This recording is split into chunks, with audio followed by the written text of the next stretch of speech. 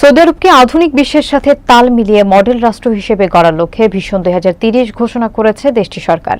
এর অংশ হিসেবে বিদেশি অভিবাসীদের নিজ নামে ব্যবসা করার সুযোগ দিচ্ছেন ক্রাউন প্রিন্স মোহাম্মদ বিন সালমান। বিস্তারিত দেখুন এম মেহেদুল খানের প্রতিবেদনে।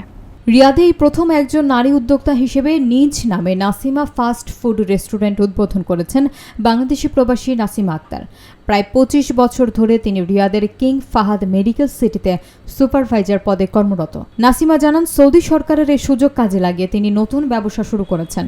ভবিষ্যতে আরও প্রতিষ্ঠান গড়ে তুলে প্রবাসী শ্রমিকদের কর্মসংস্থানের পাশাপাশি দেশের রেমিটেন্সে ভূমিকা রাখতে চান। ইনভেস্টর মাসুদ রানা বলেন, নাসিমা একজন সাহসী নারী উদ্যোক্তা।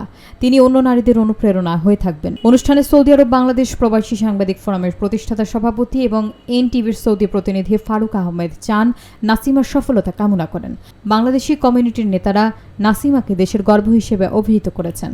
প্রবাসী Nasima fast food and restaurant আজকে শুভ উদ্বোধন, যিনি আজকে বাংলাদেশে।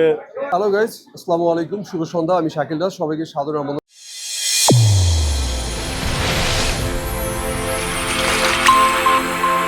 চ্যানেল A1 হৃদয়ের স্পন্দন।